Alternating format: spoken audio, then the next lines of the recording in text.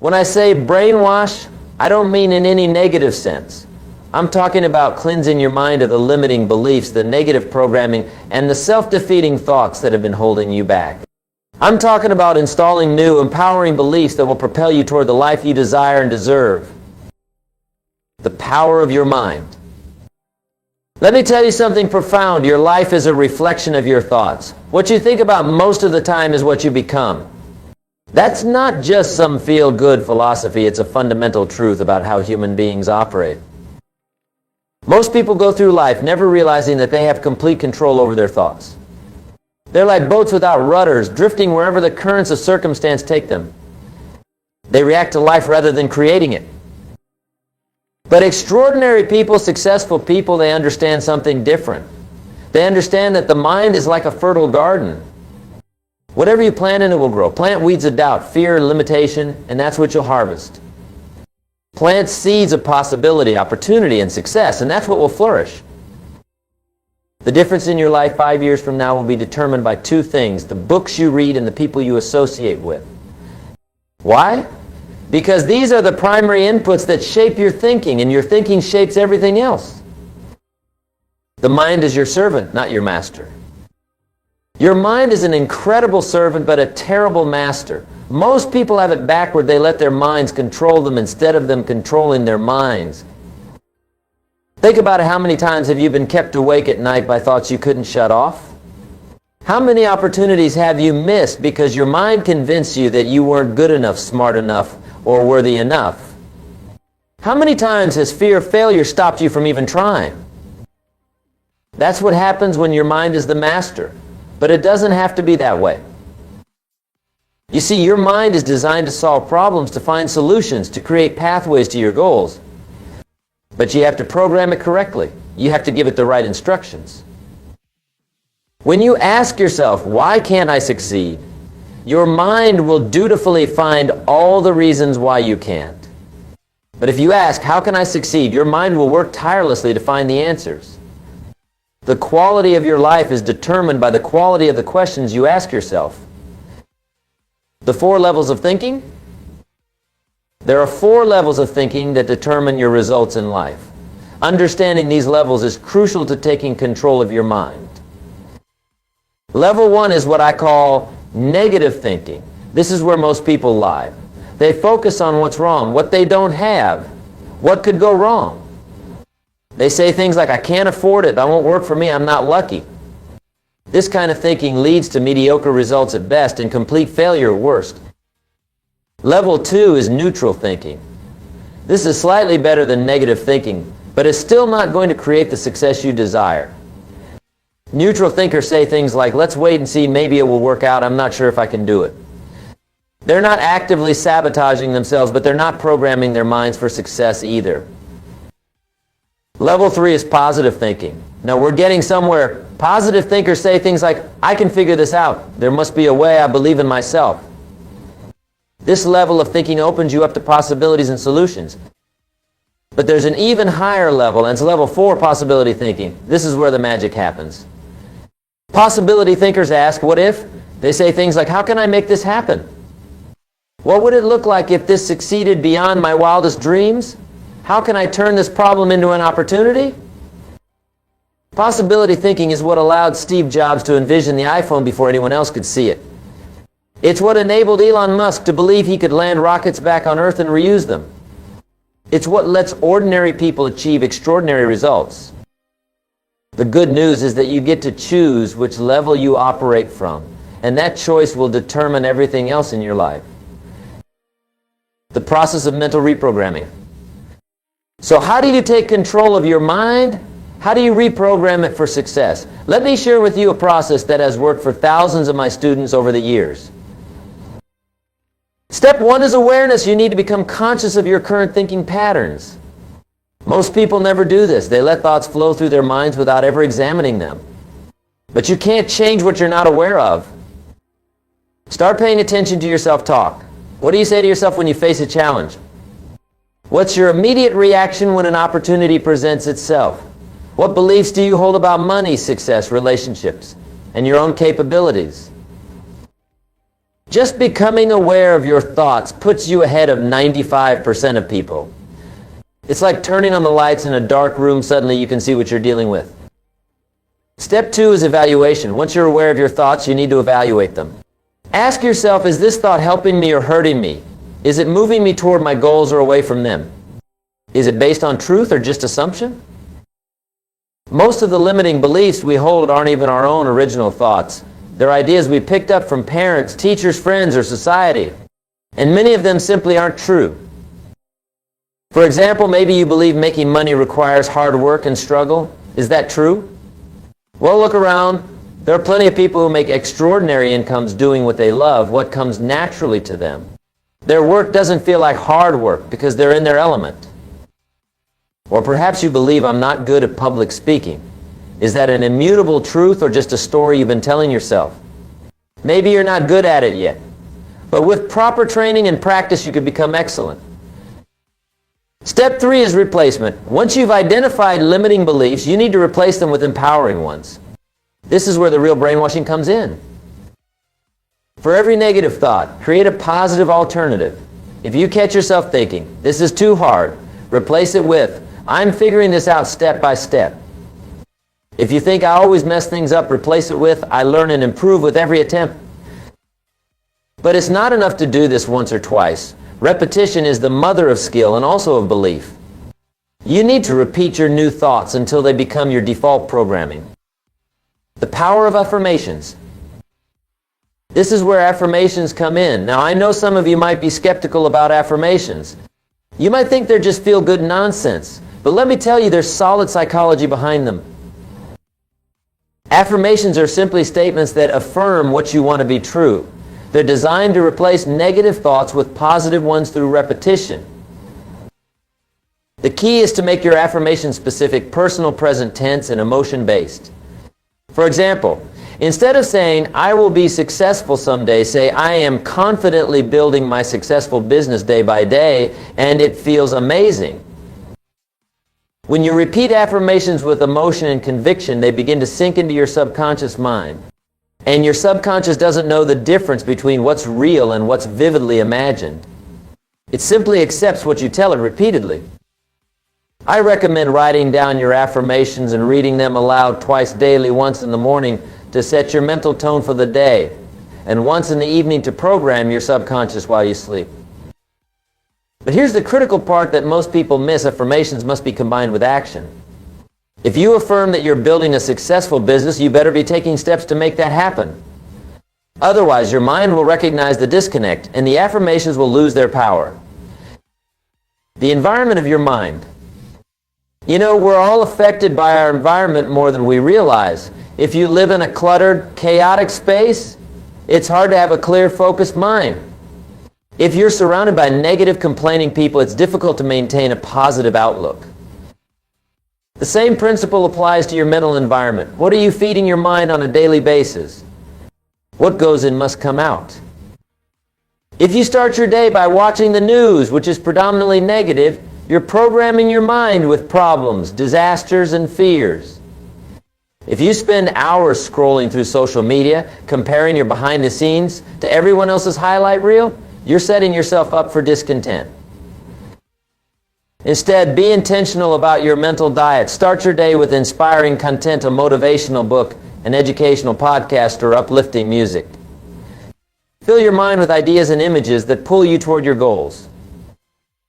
And be equally intentional about what you keep out. You wouldn't eat food from the garbage, so why would you consume mental garbage? Limit exposure to negative news, toxic people, and time-wasting entertainment.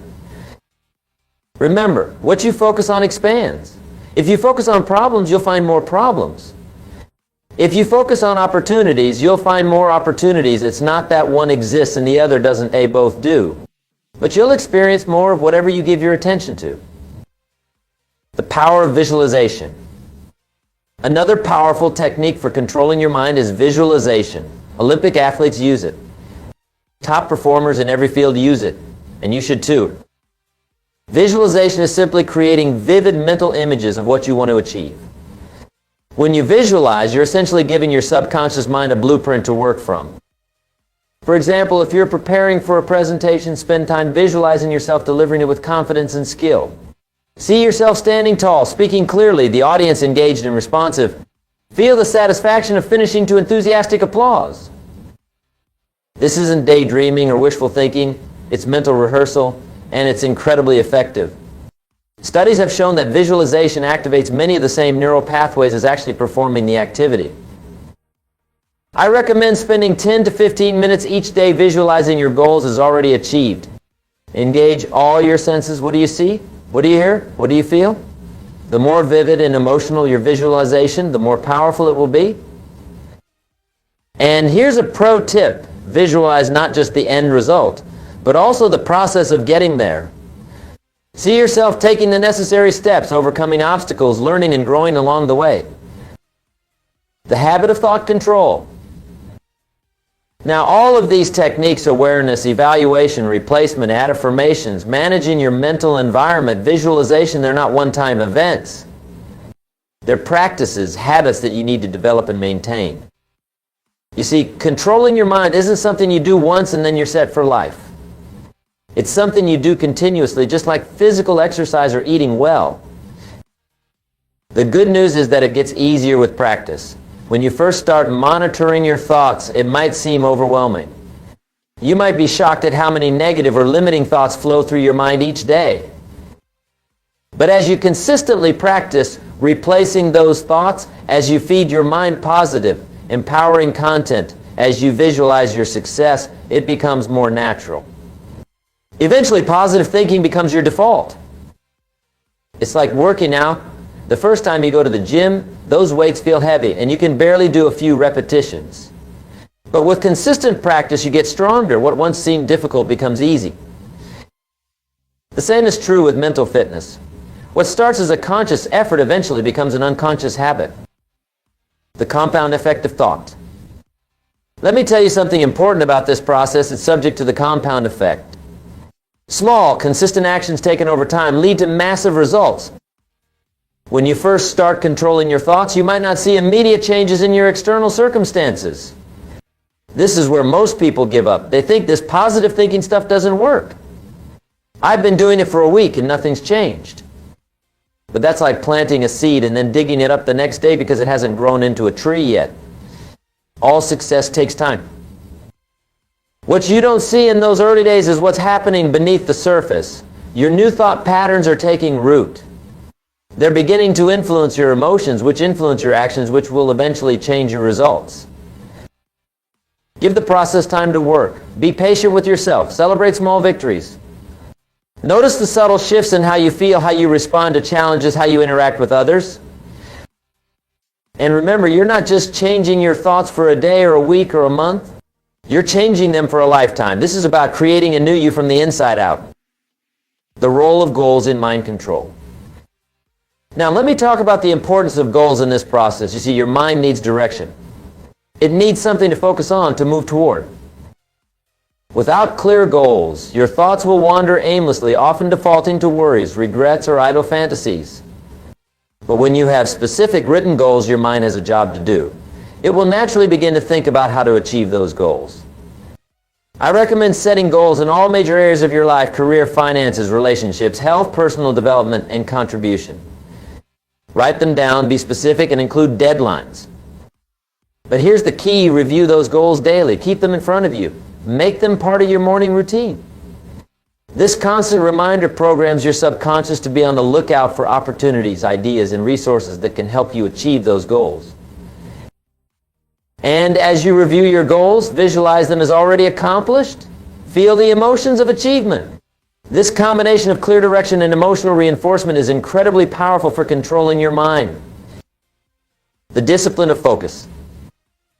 One of the greatest challenges in controlling your mind is maintaining focus. We live in a world of unprecedented distraction.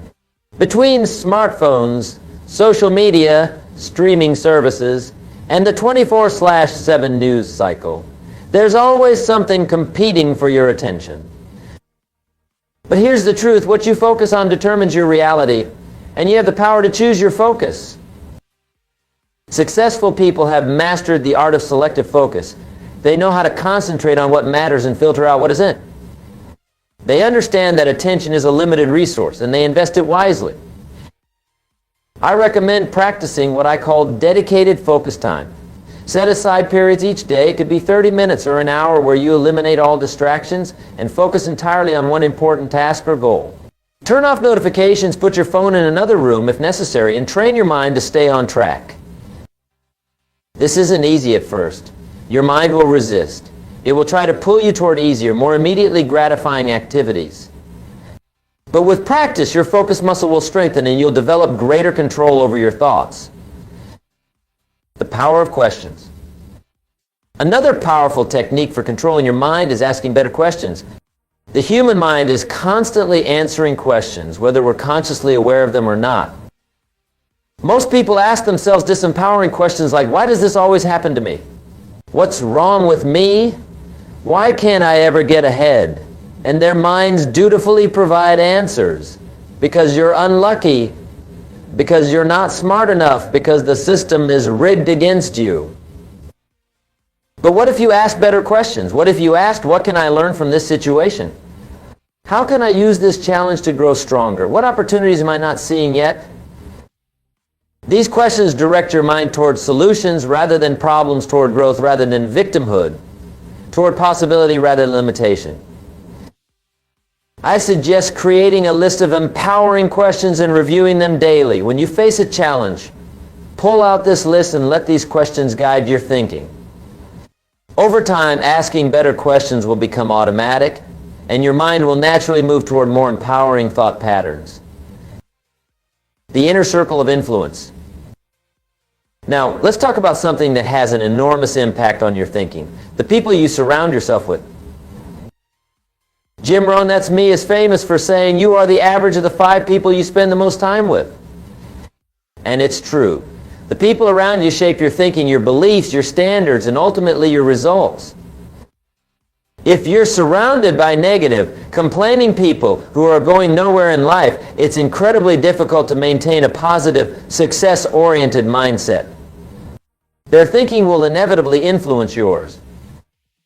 On the other hand, if you surround yourself with positive, ambitious, growing individuals, their thinking will elevate yours. Their standards will become your standards. Their success will inspire your success. Take a serious look at your inner circle. Are these people lifting you up or pulling you down? Do they support your goals or subtly undermine them? Do they challenge you to think bigger or encourage you to play it safe? You may need to make some difficult decisions about who you spend time with. This doesn't mean you have to cut people out of your life entirely, but you might need to limit your exposure to negative influences while seeking out more positive ones. Join mastermind groups, attend personal development seminars, find mentors who have achieved what you want to achieve. Your environment shapes your thinking, so create an environment that supports the mind you want to have. The power of decisions. Let's talk about decisions. Every day you make thousands of decisions, large and small. What to eat for breakfast, what route to take to work, what to say in that difficult conversation, whether to stick with your exercise routine or skip it just this once. Most people don't realize that these decisions aren't just about the immediate choice at hand. They're about who you're becoming. Every decision is a vote for the person you want to be. When you decide to wake up early and meditate instead of hitting the snooze button, you're not just making a decision about that morning. You're reinforcing a self-image as someone who is disciplined and values personal growth. When you choose to have the difficult conversation instead of avoiding it, you're not just addressing that specific issue. You're strengthening your identity as someone who faces challenges directly. Successful people make decisions based on their values and long-term goals, not their momentary feelings or circumstances. They understand that true freedom comes not from avoiding difficult choices, but from making them decisively and living with the results. I encourage you to become more conscious of your daily decisions. Ask yourself, is this choice aligned with the person I want to become? Is it moving me toward my goals or away from them? Let your values and vision guide your decisions, not your fears or temporary discomfort. The art of self-talk. We've touched on this already, but let's delve deeper into the art of self-talk. The ongoing conversation you have with yourself is perhaps the most important factor in controlling your mind. Most people have extremely negative self-talk. They're constantly criticizing themselves, doubting themselves, talking themselves out of opportunities before they even try. They would never speak to a friend the way they speak to themselves. If you want to change your life, start by changing your self-talk. Become your own best coach, not your worst critic. When you make a mistake, don't berate yourself. Instead, say something like, "That didn't work out as planned. What can I learn from this? How can I better next time?" When facing a challenge, don't tell yourself, "This is too hard. I can't do it." Instead, say, "This is difficult, but I'm capable of figuring it out. I've overcome challenges before, and I can do it again." Pay attention to the words you use, both in your thoughts and in your speech. Words like always, never, impossible, and can't are disempowering. Replace them with words like sometimes, learning, challenging, and figuring it out. And remember, your self-talk isn't just about avoiding negativity. It's about actively encouraging yourself, acknowledging your progress, celebrating your wins, and reminding yourself of your strengths and capabilities. The practice of gratitude. One of the most powerful ways to control your mind is through the practice of gratitude. Gratitude is like a reset button for your thinking. It's impossible to feel grateful and negative at the same time. When you're focused on what's wrong, what's missing, or what could go wrong, your mind spirals into worry, fear, and limitation. But when you focus on what's good, what you have, and what's working, your mind opens up to possibility, opportunity, and abundance. Start each day by writing down 3 things you're grateful for. They can be big things like your health or your family, or small things like the cup of coffee you're enjoying or the beautiful sunrise. The key is to feel the gratitude, not just intellectually acknowledge it. Throughout the day, look for things to appreciate. When someone does something kind for you, take a moment to really feel the gratitude. When something goes well, pause and acknowledge it. When you face a challenge, find a hidden gift or lesson within it.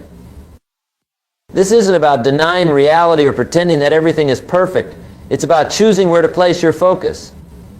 And when you focus on gratitude, you train your mind to see the good, the possible, and the abundant in all situations.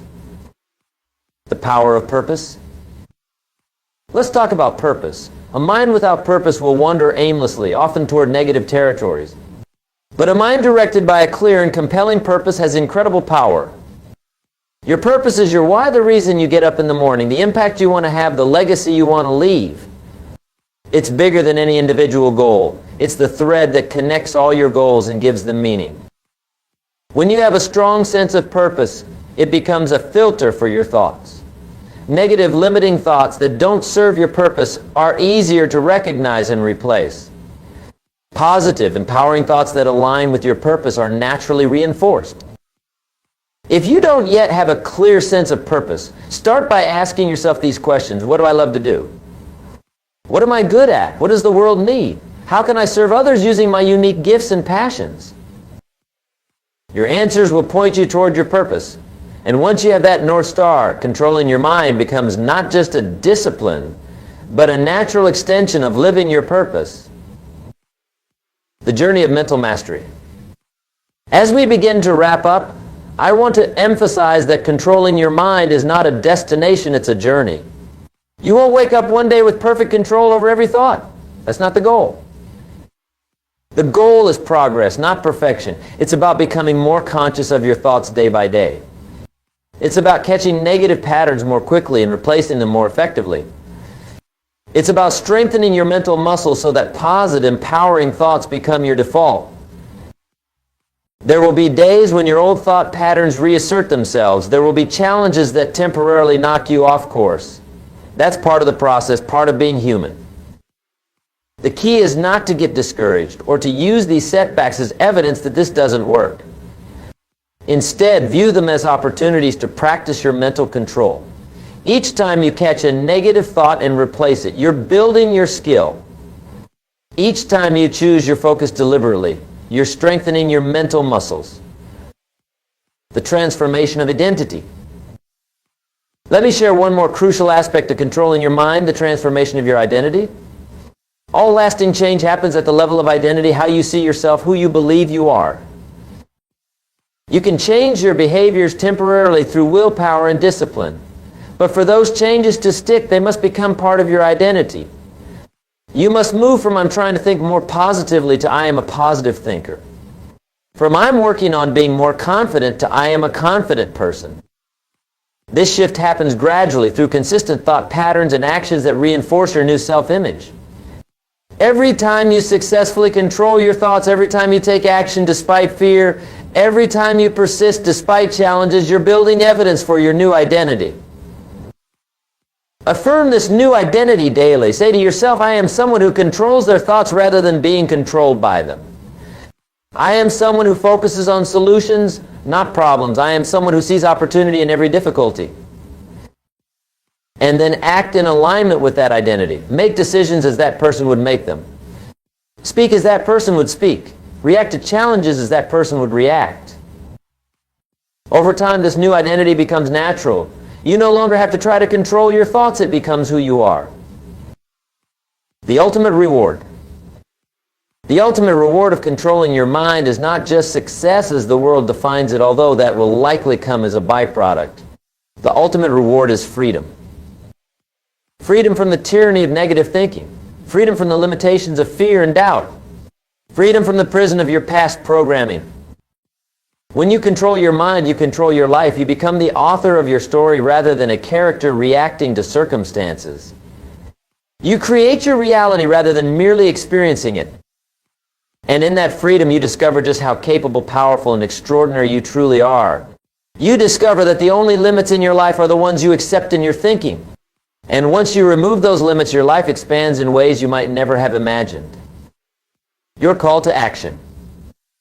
So what now? You've heard the principles, the techniques, the strategies for controlling your mind. But information without action is useless. Knowledge not applied becomes merely trivia. I challenge you to commit to this process of mental transformation. Start today, not tomorrow. Not when you feel ready, not when circumstances are perfect. Today. Begin with awareness. Pay attention to your thoughts for the next 24 hours. Notice the patterns, the recurring themes, the areas where negativity tends to creep in. Create a morning routine that sets your mental tone for the day. Include affirmations, visualization, goal review, and gratitude. It doesn't have to be long. Even 15 to 20 minutes can make a profound difference. Choose one area of your thinking to focus on transforming first. Maybe it's your thoughts about money, or your belief in your capabilities, or your expectations about relationships. Start there, then expand to other areas. Find an accountability partner, someone who shares your commitment to personal growth and will support you in this journey of mental mastery.